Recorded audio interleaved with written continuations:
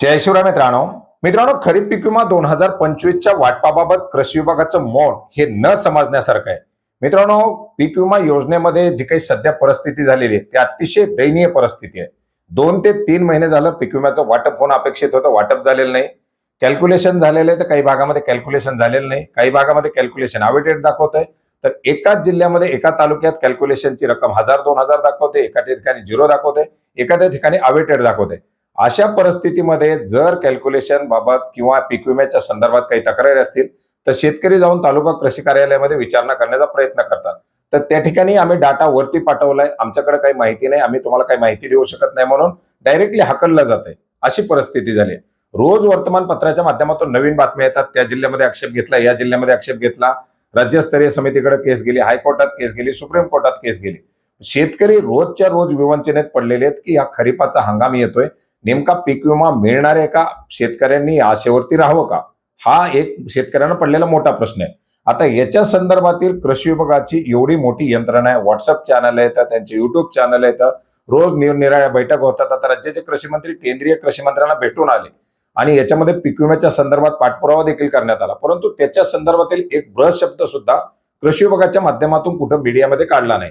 बरं, बाहेरच्या मीडियाला नाही, स्वतःच्या मीडियाच्या माध्यमातून तरी कृषी विभागाच्या माध्यमातून सचिव असतील, आयुक्त असतील, कुणी त्यांच्या खालचे जिल्हा कृषी अधिकारी असतील, कुणीतरी याच्या संदर्भात एखादी प्रेस नोट काढून, एखादं पत्रक काढून त्याच्या संदर्भातील माहिती देणं गरजेचं आहे की नेमकी राज्यामध्ये परिस्थिती काय चाललेली आहे, शेतकरी पीक विम्यासाठी पात्र होणार आहेत का, नुकसान झालेले का, नुकसान पीक विमा कंपन्या ग्राह्य धरतात का, त्याचा पाठपुरावा सुरू आहे का, काही कंपन्यांना आक्षेप घेतलेले आहेत का, आक्षेप घेतले असले तर आम्ही काय पाठपुरावा करतो, कुठली तरी बाब ही शेतकऱ्यांना कुठेतरी सांगणं गरजेचं आहे. आता वेगवेगळ्या गोष्टी, पुरस्कारासाठी ऑनलाईन पद्धतीने अर्ज करा, परदेशवारीसाठी अनुदान दिले जाते, लाख अमुक योजनाच्या जाहिराती रोजच्या रोज कृषी विभाग करतोय, परंतु जी राबवली जाणारी योजना आहे ज्याच्यामध्ये शेतकऱ्याने आपले लाखो करोड रुपयाची इन्व्हेस्टमेंट केलेली, पैसे गुंतवलेले आहेत, शेतकऱ्यांचं नुकसान झालेलं आहे, शेतकऱ्यांना त्या पैशाची आता परत गरज आहे आणि अशा परिस्थितीमध्ये उत्तर देण्यासाठी तालुकास्तरीय तक्रार निवारण समिती, तालुका कृषी अधिकारी यांना काही माहित नाही.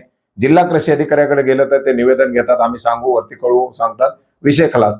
बीडमध्ये एवढं मोठं आंदोलन केलं, कुठलंही उत्तर नाही. फक्त कॅल्क्युलेशनच्या काही रकमा त्या ठिकाणी करायला सुरू केल्या, त्याही रकमा अतिशय दयनीय अशा परिस्थितीमध्ये एकदम काय न पीक विमा घ्यावा अशा प्रकारच्या त्या रकमा त्याच्यामध्ये दाखवत आहेत.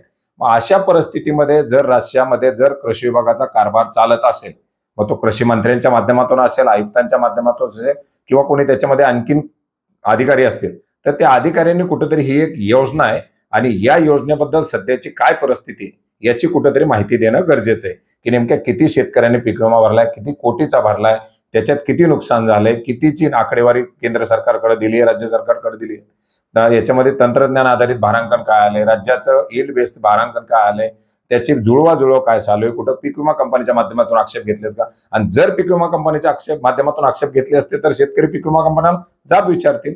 हे उत्तर कुठेतरी देणं गरजेचं आहे, अन्यथा पीक विमा कंपन्या साईडला राहतील, त्यांच्यावरती कुठलाही रोष नाही, परंतु कृषी विभागाच्या पारदर्शकतेवरती मात्र शेतकऱ्यांच्या माध्यमातून प्रश्नचिन्ह उपस्थित केलं जाईल.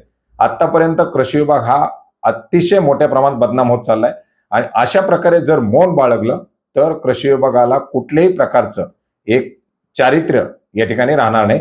शेतकऱ्यांसाठी काम करणारा हा विभाग आहे. शेतकऱ्यांसाठी एक छोटी गोष्ट करायची, एक प्रेस नोट आयुक्त लेवलच्या अधिकाऱ्याला किंवा त्याच्या खाली काम करणाऱ्या सांख्यिकी विभागाचे अधिकारी जाऊन कुठल्याही न्यूज चॅनलला आपल्या मुलाखती देत राहतात. एक प्रेस नोट काढायला त्यांना 5 मिनिटाचा कालावधी की सांख्यिकी विभागाच्या माध्यमातून सध्या प्रधानमंत्री पीक विमा योजनेअंतर्गत राज्यामध्ये परिस्थिती काय, ती प्रेस नोट जर काढून टाकली तर कमीत कमी 8 दिवस शेतकरी ती प्रेस नोट बघत शांत राहतील की सध्या परिस्थिती काय चालली आहे. शेतकऱ्यांच्या जीवात जीव नाही, कारण आता खरीपाचा हंगाम येतोय, एक तर पाऊस पडणार नाही म्हणून सांगितलेलं आहे. अशा परिस्थितीमध्ये खतं बियाणे घ्यायचं आणि या परिस्थितीमध्ये जर काही रक्कम येईल ही जर आशा मिळाली तर त्यांना पुढच्या काही हालचाली करता येतील. पण हे सगळं जे चाललेलं आहे ते एकदम निषेधार्ह आहे. त्याच्यामुळे कृषी विभागानं कुठेतरी आपलं मौन सोडावं आणि मिळणार आहे मिळणार नाही जे काही स्पष्ट असेल ते कुठेतरी शेतकऱ्यांना कळवणं गरजेचं आहे. धन्यवाद.